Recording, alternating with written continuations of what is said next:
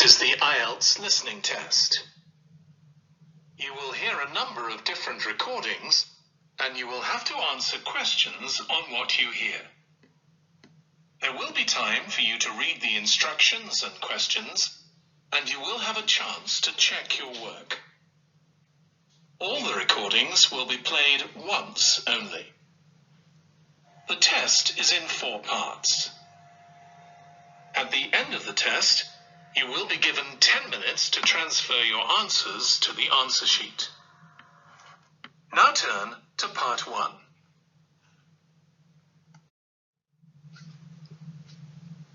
Part 1. You will hear a telephone conversation between an employer from the Wild Dune Spa and Resort and an applicant. First, you have some time to look at questions 1 to 5.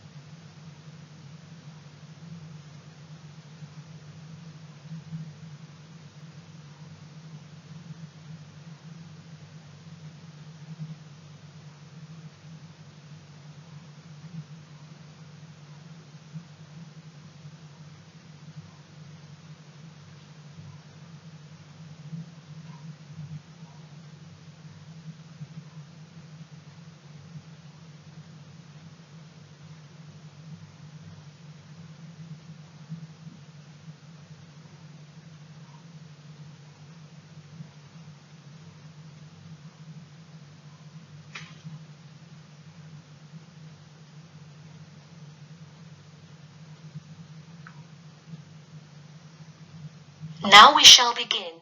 You should answer the questions as you listen, because you will not hear the recording a second time. Listen carefully and answer questions 1 to 5. Hello, is this John Murphy? Hi, yes it is. Hi John, this is Ed Heisenberg from the Wild Dune Spa and Resort, calling about your application for our lifeguard position. Do you have a few minutes to talk? Yes, absolutely. Great, could you give me your address? Sure. My address is 45 Elsinore Court. I'm sorry, was that Eleanor? Could you spell that for me? Sure, it's Elsinore. E-L-S-I-N-O-R-E. Okay, thanks. And is this the number we should reach you at in the future? 099885767? No, that's my home phone. But let me give you my mobile number instead. 077-896-245. Call me on that one. Okay, I'll make a note of that. Could you tell me your availability? Sure, I'm usually available during afternoons or weekends.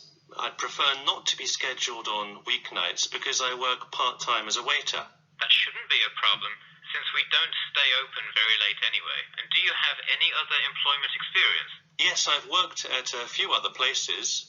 I was the baseball coach at Richmond High School last season. I see. And do you have any other experience that you would like us to note on your application? Yes. Last year I worked at the beach as a rescue diver.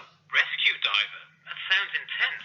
Well, it's really just like being a lifeguard, except in the ocean instead of pool. So kind of like being a lifeguard at the world's largest pool. I see. Before you hear the rest of the conversation, you have some time to look at questions 6 to 10.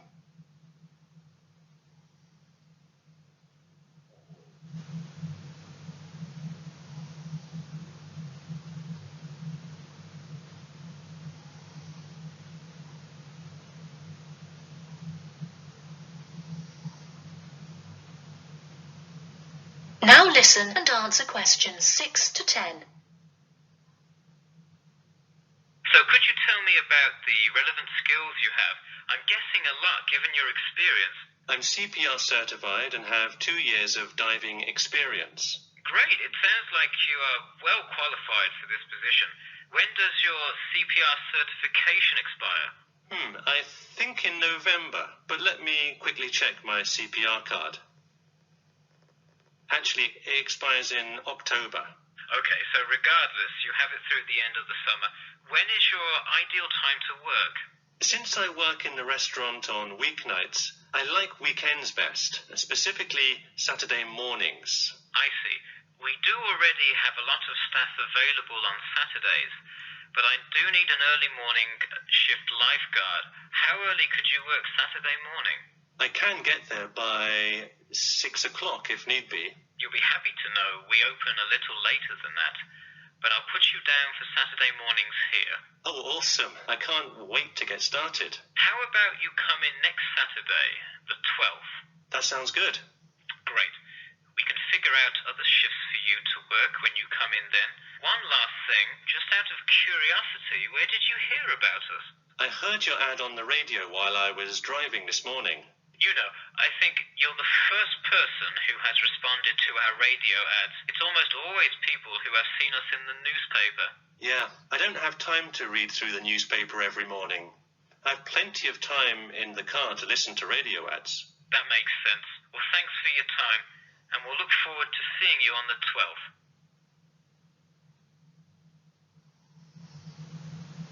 That is the end of part 1. You now have 1 minute to check your answers to part 1.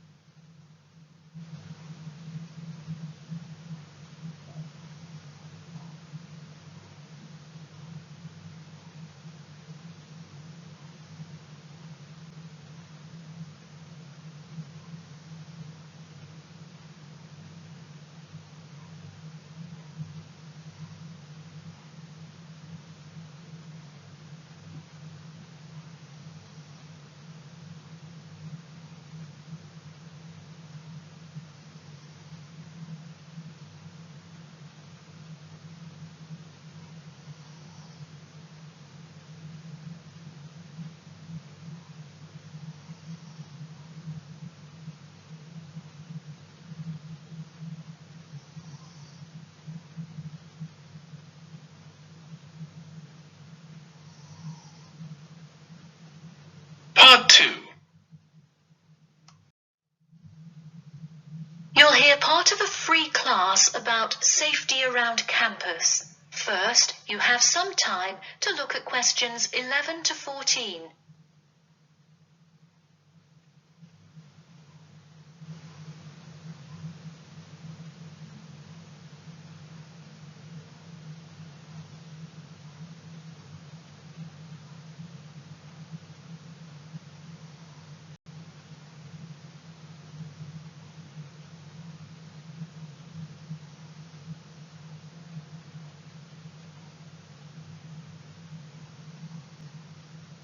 Now, listen carefully and answer questions 11 to 14. Good evening. I'm Geoffrey Miller from the University of Nottingham Student Union, and in this week's free class, Carlos Garcia is going to tell us about safety around campus. Over to you, Carlos. Thank you, Geoffrey, and thank you all for your attendance today. Also, I'd like to thank the Student Union here at the university for organising this lecture. Well, I've been serving and protecting the city of Nottingham for over 20 years now as a member of the police department. Does anyone know what type of crime is the most prevalent on campus? I heard someone say drugs and alcohol. That actually isn't too much of an issue.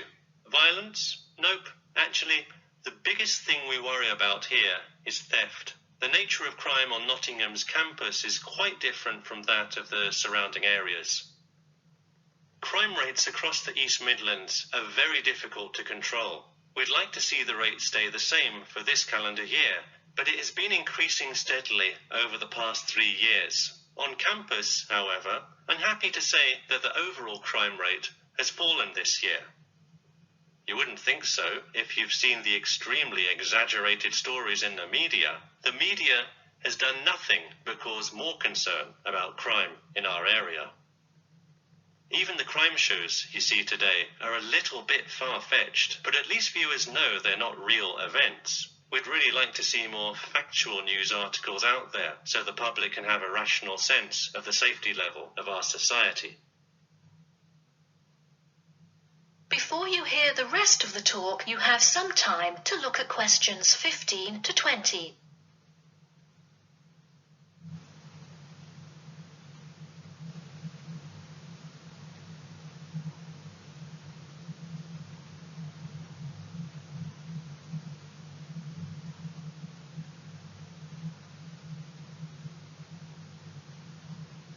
Now listen and answer questions 15 to 20. Okay, let's move on to what to do when you see a crime. Do not get involved if at all possible, and do not draw too much attention to yourself by running away in a conspicuous manner. Though most likely, and hopefully, you will not have to experience this situation, if you are being mugged, please do not try to resist. Instead, be compliant and seek help after the incident. Like I said, though, it is highly unlikely that you will find yourself amidst a crime, but it is important to be prepared should it ever happen. We find that educating students and staff on the correct precautions to take is the best way to increase your safety. Just remember to be smart when you're out late at night and avoid any area or person that looks suspicious. I know it sounds obvious, but I cannot stress this enough. It's also not a bad idea to have your mobile phone with you at all times, but be careful. If you're chatting on your smartphone on your way home, you're a prime target for thieves. I'd like to see a show of hands. How many people have left work or the library after 10 p.m. to go home before? A lot of you, right?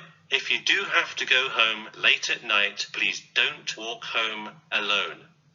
More often than not, there's someone there that will be walking the same direction as you at some point. Walk home with a friend or co-worker. Even if you must use your phone to call someone that's nearby to walk with you, it's always safer to walk home with someone. So when you're walking home, you may feel more comfortable with some sort of self-defense, such as pepper spray. Now, it's your call whether you want to carry something like this or not. However, I absolutely advise against carrying a knife or any other offensive weapon.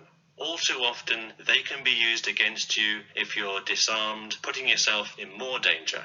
For all those interested, the Recreation Centre offers a free self-defense class to all students every Thursday evening. While obviously an introductory self-defense class may not equip you to fight off villains like a regular superhero, it does come in handy sometimes. After taking a self-defense class, you'll surely be more aware of possible dangers and how to deal with them. So hopefully now you have a more complete understanding of the nature of crimes committed on your campus and how to avoid being a victim. I know most students at the University of Nottingham are not the criminal types, but remember that there is no barrier like a wall or something keeping non-students out. There's no army force securing the borders, and I doubt anyone wants it that way. The campus is generally a safe place, but it's not immune to small crimes once in a while. All right, that's all I have to say for today. Stay safe.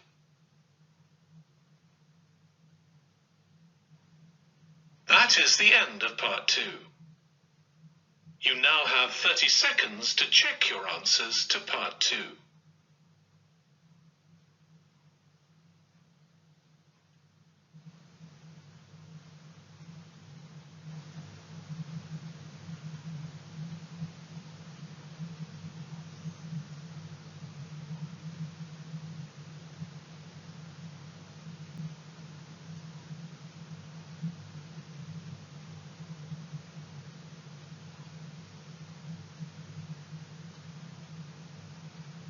Part 3.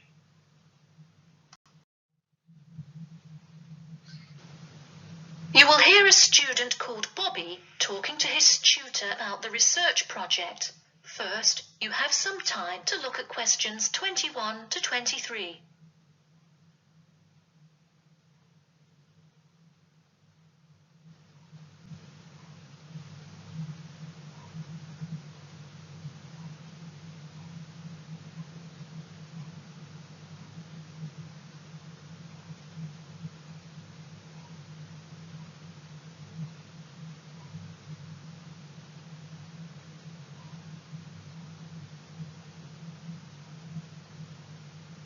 Now listen carefully and answer questions 21 to 23. Hi, Bobby. Go ahead and sit down. Tell me about your research project. Well, I decided to research football and keys for success on a football team. That sounds great. What are the guidelines for the test? Did the teacher talk to you about it in class?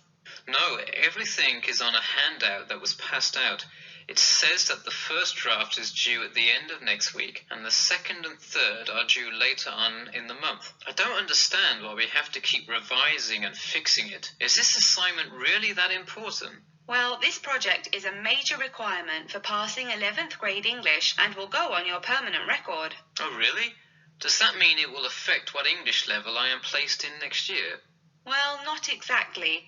You need a good grade to move on, but it is your overall grade and teacher recommendation that determines what level of English you are placed in next year. Anyway, tell me about your topic choice. Do you play football? Well, actually, it's because my father loves the sport. He watches it every weekend. Cool. It's a good idea to report on something you're interested in. Before you hear the rest of the talk, you have some time to look at questions 24 to 30.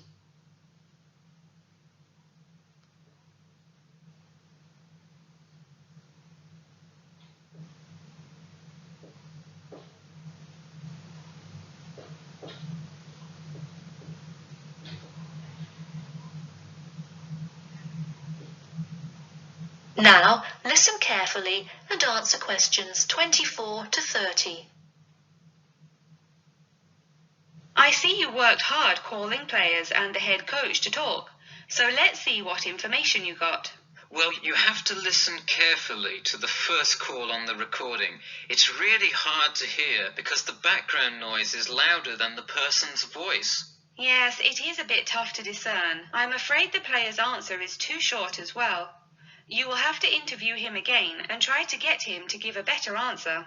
Okay, I thought that might happen. I will call him again tomorrow. Moving on, let's look back at this question. You asked, tell me about a time when you learned a major life lesson through playing football and explain how that has shaped the person and player you have become now and how you hope to pass on that lesson. It is a great idea for a question, but in an oral interview it is far too complex. I would advise you to break it up into multiple parts to get a better response. I guess you're right. I wouldn't want to have to provide an answer to a question like that. I will simplify it. I found that when I asked players this question, it took too much time because they were struggling to answer the question completely.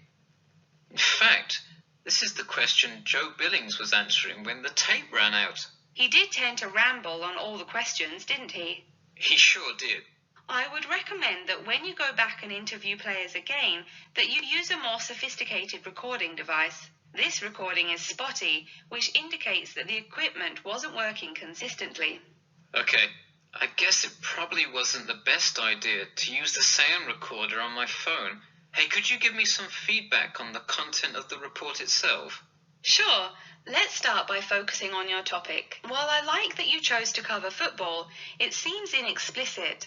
The keys for success of a player and team is quite an interesting topic, but what is your thesis? That is to say, what conclusions can you draw from your research? I would suggest coming up with a strong thesis statement and then shaping your report based on that. Is it really too vague? I put a whole lot of facts into it. I list the top 10 goal scorers in football history and later on provide statistics for a few of the most famous coaches and their records as coaches. I think that's great that you included these facts, but I think you focus too much on the facts and not enough on connecting these facts to make your point. Ah, I see. Okay. So it looks like I have quite a bit of work to do before the deadline. That is the end of part 3. You now have 30 seconds to check your answers to part 3.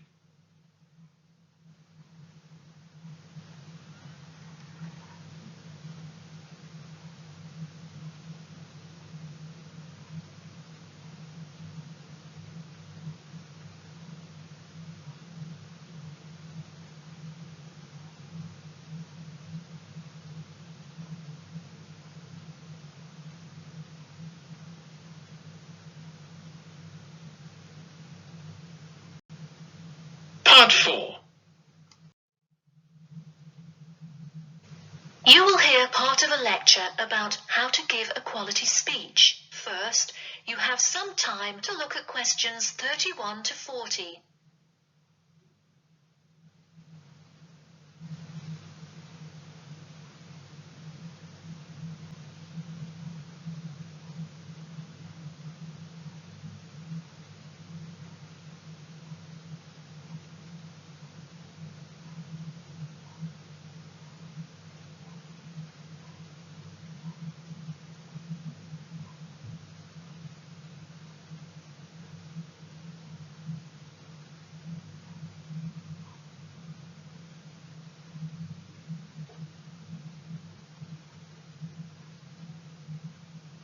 Now, listen carefully and answer questions 31 to 40.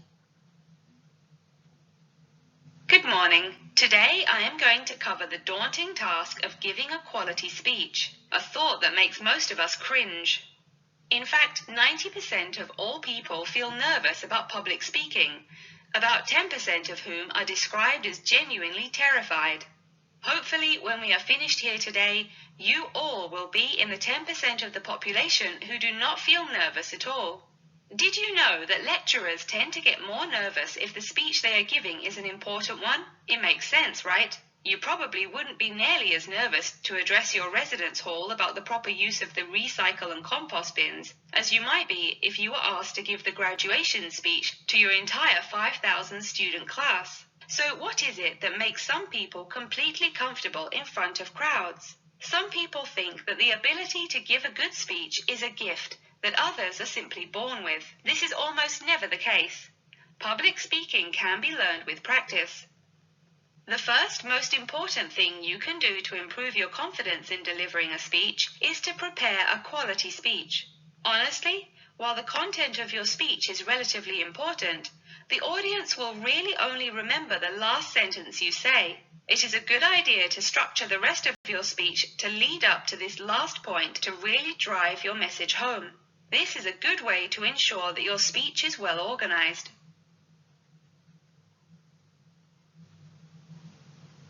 Once you are confident in the quality of the speech you have written, the rest is just about your stage presence.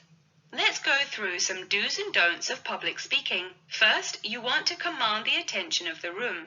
Do not, I repeat, do not proceed with your speech until the audience is paying attention. Even Martin Luther King Jr.'s I Have a Dream speech wouldn't have made any difference in the world without the undivided attention of his audience. To continue with the I Have a Dream example, one of the reasons that MLK was such an effective orator was his ability to speak with passion and engage with his audience. That sort of charisma does not come from reading straight from paper.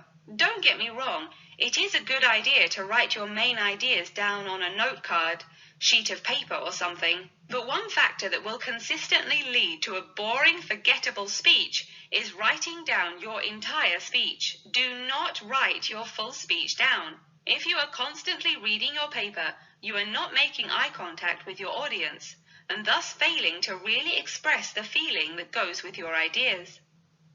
I advise you write 1 or 2 ideas, so if you suddenly draw a blank, you have something to jog your memory. If you've written a good speech that you believe in, those ideas should be sufficient to keep you on track. Once you have those ideas written down, give your speech a few practice runs in front of the mirror, into your sound recorder on your phone, or with a friend before it comes time to address a crowd. That way, you can hear how the ideas come across, make sure there are no abrupt transitions, and find out whether you are talking too fast or too slow. Timing is important. Make sure you time yourself beforehand to see how long your speech is. That is pretty much it. With practice, you'll be able to deliver an expert speech that engages and even maybe inspires your audience. Just remember, speak with emotion. No one wants to listen to someone reading from a script. As I come to a close in my speech, I'll point out that I have employed all of these tips that I have covered. I practiced my speech ahead of time and timed it, and I can even show you my one small index card with just 3 simple bullets on it. It's as easy as that. That is the end of part 4. You now have 1 minute to check your answers to part 4. That is the end of the listening test.